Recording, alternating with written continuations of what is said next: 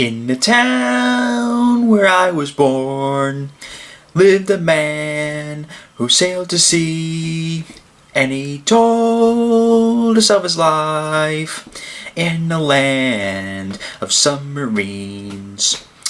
So we sailed into the sun till we found a sea of green, and we lived beneath the waves in our Penske Chevrolet.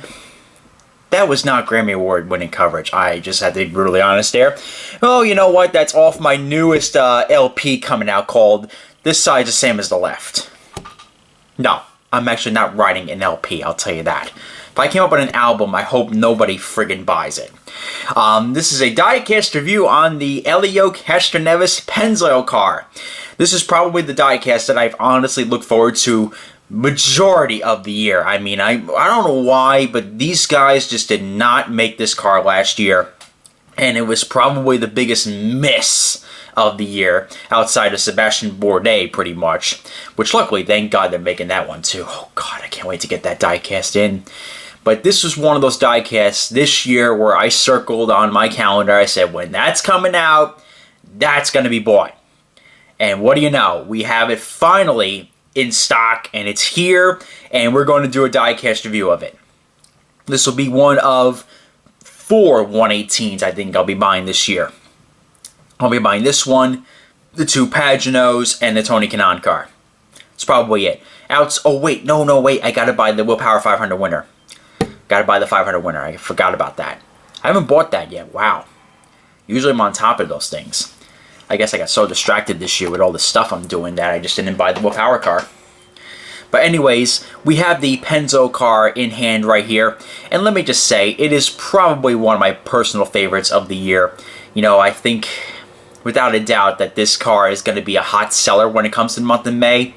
So it's going to be available by the time Carb Day and Race Day come about for all those latecomers that come to the track. You'll still be able to get it. But once after the 500 hits, I think this car will slowly but surely start drying up. And so I would pick it up. If you're going to the 500, I would pick it up right then and there. And if not, then once the month of May comes around and the local diecast markets start to get it, like Free Time Hobbies, Plan B Sales. Actually, I got this from Plan B Sales. I believe that this car actually sold out within a day. Because after I bought it, it was gone. So that was a lucky break for me. I managed to get it off Plan B Sales. But they'll be getting the diecast this year. So Plan B Sales is a great source for IndyCar Diecast for the 2019 season because they'll be getting one of each. And they'll be getting quite a few 118s, but they're mostly going to specify in the 164 department. I believe they're getting 118s of Bourdais, Marco Andretti. I believe Pagano, they're getting the 118s of him too. But that's as far as I know. And we get Helio's car in shape right there in its display. This is my personal favorite car of the year.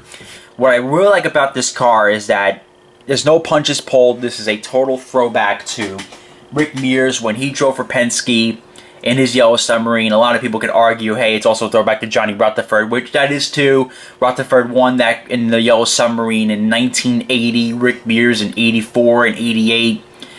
Helio almost got it in 2014, but we don't talk about that. That was a race that gave me, honestly, crippling depression. You know, it's my first Indianapolis 500, and I thought I was going to see my driver win the race. But let's just say that didn't turn out to be. Yeah, you know, it's like anything else. You know, you go to the 500, you expect your driver to win, and they come short. Not only that, but they come short in what was the second closest finish in Indy 500 history at that point. So, yeah, that stung for a little while.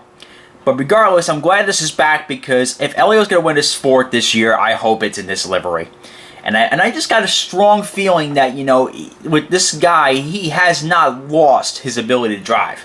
In fact, I think the fire and passion is still in him. And, you know, in his heart, he loves the sports car program. But he is designed to be an IndyCar driver. This guy belongs in an open wheel car. And quite frankly, it was smart for him to stay over at Penske because that's job security with the Acura program, first of all. And second of all, comes to the 500 every year with a great shot to win it.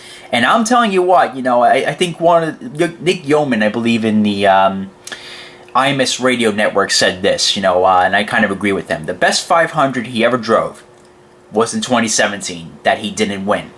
Because he flew under Scott Dixon when Dixon flew over Jay Howard and went right into catch fence in turn 1.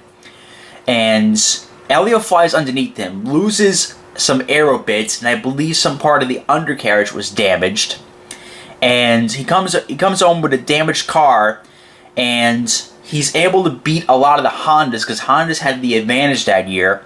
And not only that, but he came second to Takuma Sato, and quite frankly, if he had a couple extra laps with him, I think Helio could have won the damn thing. So, the best 500 that he drove, just like Tony Kanaan, the best 500 he drove was last year, didn't win it. Drove a better race than he did when they won the damn thing. So, I think that this year is going to be a year where Helio could finally get his 4th win. And I noticed this a lot recently with the Indianapolis 500. People win the 500 after doing well for a couple years. Power did well for a couple years. Rossi, that was an exception. That was a rookie he won it. Takuma Sato could have won in 2012, but he comes back in 17 with a vengeance to win the 500. You had Montoya, could have won at 14, debatably, wins it in 15. 2013, Kanaan, how many goddamn years it took him to win the 500? Jesus. Hunter Ray, 2013 almost won the damn thing. Comes back and wins it in 14. So, Helio's come close too many times for him to come to get his 4th. So, what I'm hoping is that this year, we finally get to see him win his 4th Indy. Which would be a great thing for the sport. To see him be an addition to the 4-time Winners Club. And definitely with this livery, that would be great. But let's go over the sponsors of this car itself. We got Dallara, we got Shell, Discount Tire, Penske Truck Rental, Snap-on, the IndyCar logo, because this was made probably well before the NTT Data IndyCar Series program was announced. Number 3, Pennzoil, Chevrolet, Siemens, and Firestone. And if you're right at the camera pod, you can see Castroneves' name on the... What do you call that? The name railings, whatever you want to call them. The other side of the cockpit. It is almost 10 o'clock at night. I am getting very tired here. Hitachi, the official Indy 500 tires. Oh, that's a great addition that they have. I liked how they did that. They didn't screw that up. Shell V-Power Nitro Plus, Pennzoil. The Speedway logo, which that is a misprint. Number 3, IndyCar, Verizon, PPG, Chevrolet, and Firestone. Number 3, Pennzoil. There's the back of the car. Got Team Penske on the gearbox or on the lights. That's when the caution lights come out, and that's where you see that. And this side the same as the left. Like I said, as far as the livery goes, personal bias, of course, but this is my favorite car of the year. I mean, that's my personal bias coming out, but I think what's going to be the real big hot seller this year is going to be Bourdais. Bourdais, Marco's 500 car, Fernando.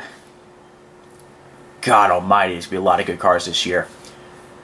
Also got Connor Daly's car being made. That's based off of a freaking fighter jet, man. That is cool. And I hope a couple more surprises come our way by the time May rolls around. Chilton's car is an awesome looking car too, by the way. I was hoping they get Charlie Kimball, because they always do, but I don't think that's the case this year, which is unfortunate. I'd like to see them make a Harding Steinbrenner car, but that would be way too much sense. But I'd like to see that get made. But anyways, as far as delivery goes, the car itself is the typical Pennzoil yellow, when you got the typical Penske livery on it, which that involves a red and black stripe on the wings and one that wraps around the nose.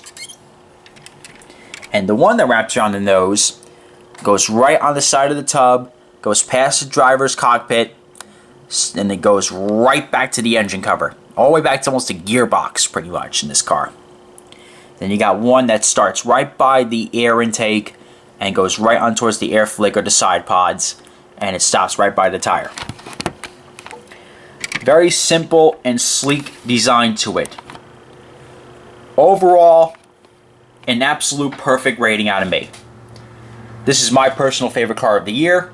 This is DIN number 344. And you know, it's a very good diecast in general to have in your collection.